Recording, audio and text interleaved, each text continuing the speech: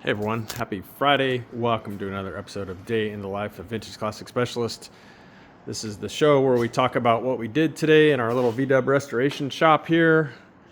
Got some beautiful cars we're working on, and today worked on this green 62 Beetle. Talk about that in a minute, and a little bit on this two-tone 69 bus.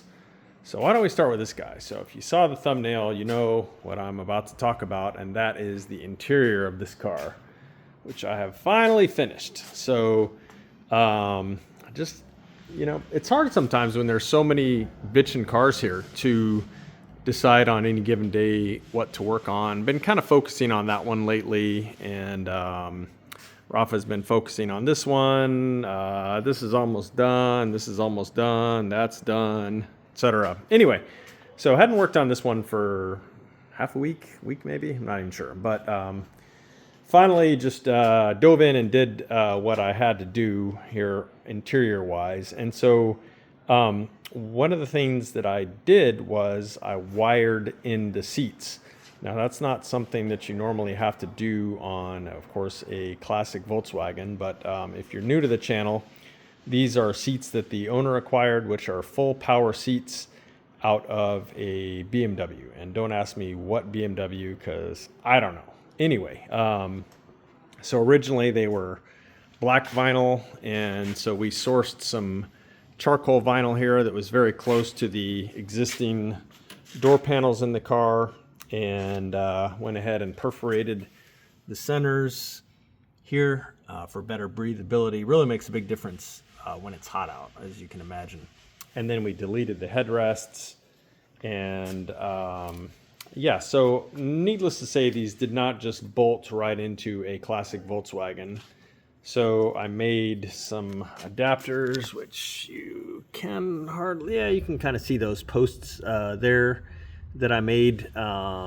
Ignore that on that one. That's just some Sharpie marking. I guess I need to go and erase that. But anyway, yeah, so they're sitting up on some posts and mounted, of course, to the floor with big fat washers and high-grade bolts and so on. But as far as the wiring is concerned, these seats require power so that you can move them, because they're 100% electric as far as moving them. There's no way to manually override it. So really the only way, practically speaking, to use these seats in this car is to hook up the power. And so I did some research online, kind of figured out what wires were what and how to hook them up.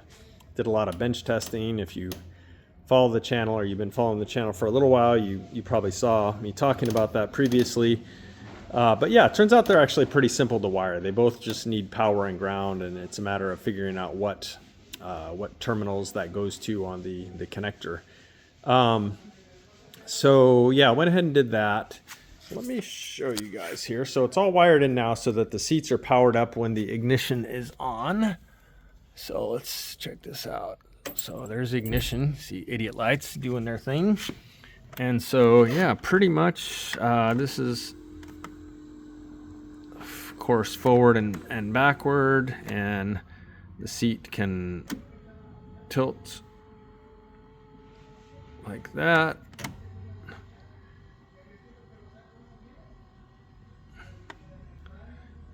And the seat can raise in its entirety like that. And then, of course, the backrest can do backrest things. There you go. So yeah, they're actually really nice seats, and I'm very happy with how the upholstery came out. Of course, our guy Santiago, he's the best, and his work always shows it.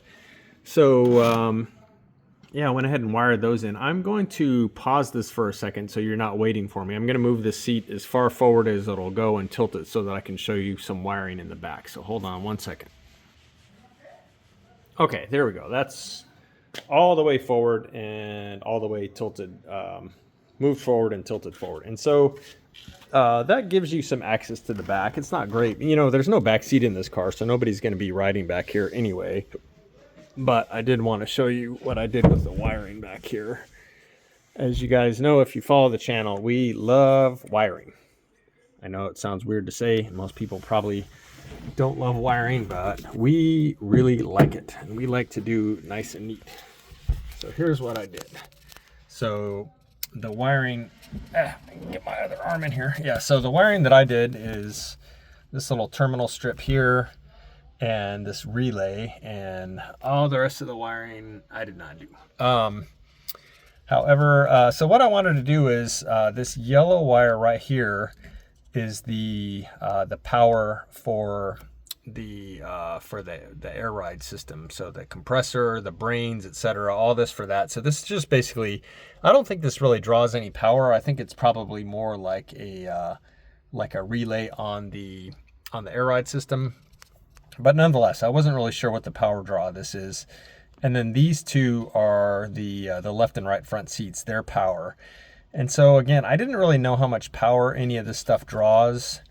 And so what I did was I ran a wire from the key on 12 volt side of the fuse box up front. I rode wired that all the way to the back of the car. And then that that wire in turn triggers this relay, so that when the key is on, this relay activates, and then that sends power here to these 4 terminals, which are, as you can probably see, kind of jumpered across their bottom, so that all 4 of these terminals here are hot when the key's on, and they've got a nice little relay and then an inline fuse powering that. So that's pretty much what I did for that. So now when the key is on, it sends power to the air ride system so that it's active, and then likewise the power seats are powered on. So that's how I decided to wire that up. I wanted it nice and neat, and again, not really sure how much power the seats draw and this air ride system. So I said, you know what, let me be safe and put a relay in there and draw the power for this stuff right off the battery,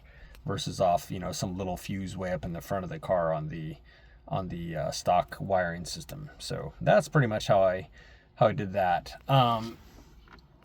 And so yeah, it all fits neatly here under their cover. So I should mention that we didn't do all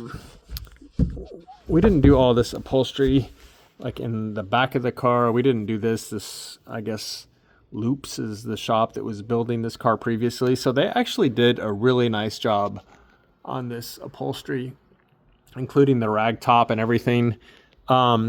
Yeah, just really beautiful work. I have to give these guys credit for their workmanship, or for whoever they farmed it out to with the speakers and stuff like that.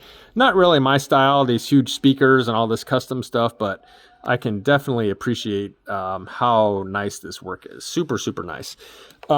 But, you know, the guy that was building the car, or having the car built, stopped in the middle of, well, not the middle, like, I don't know, 80% of the way through the build. And so when the car came into my shop, it didn't have the carpet on the floors, but it did have the rest of the carpet. So all the light gray carpet was in the car. The dark gray carpet was not in here. And then also there were no seats. So again, the owner, my customer, bought these BMW seats hoping that we could adapt those. And then of course we upholstered them to match the existing materials, colors and stuff. And we decided to go two-tone on the carpet, which I think really, really turned out good. So we did again match this charcoal to the existing panels and stuff, which we also in turn matched to the seats, and then left a light gray. So I think on this car, the two-tone really, really works well. The other thing is we couldn't find matching carpet to the light gray, so we thought it was better to go with the darker color of this interior rather than have a light gray one that was just off from the existing carpet. So that's kind of a long-winded explanation, but that's pretty much what we did on the interior here, is the seats and the carpet on the floors, and then you know, wired it all up and stuff like that. So yeah, glad to have the interior done on this. I did talk to the owner today. Hi Ben, if you're watching. And we figured out what our shop is going to do here before the car goes back to him. I think the main thing is to go ahead and put oil in the motor, put an oil filter on it, fire that up, make sure make sure it runs and stuff. We can't drive the car because the air ride system is not working properly and the car pretty much sits on the ground, but I'll make sure it runs, idles, you know, all that good stuff, set the timing. And then the other thing, again, this being an unfinished project when he bought it, for whatever reason, they didn't polish the sort of center panels of the hood. And I can't imagine why, but I'm going to have Renee, my paint and body guy, work his magic on these sections here to, you know, bring them up to the shine of the rest of the car. And then I think that's about it. I think we ended up, we ended up quite a ways over his budget because there was just a lot of things on this car that we kept finding that it really needed to have done. And then his wish list also kind of grew somewhat. So we ended up a bit over budget. So before we do any more damage, so to speak, we're going to just finish those last couple things and then he'll take the car. And I think he's got a buddy that's very familiar with VWs and they can finish those last things, you know, put bumpers on it, stuff like that. He thinks he can fix the air ride system. So they're going to go for it in that regard. And yeah, so hopefully we'll be seeing this thing on the road here maybe early next year. But yeah, that was a good chunk of my day. The other chunk of my day, other than running errands to pick up hardware and stuff for these seats and hardware for this, is installing the rear. And thanks to Brian Roth, he pressed in the new bushings on the at the inside of these radius arms, trailing arms. So picked those up from Brian today. Picked up brand new graded hardware and went ahead and installed the radius arms and the hubs here. So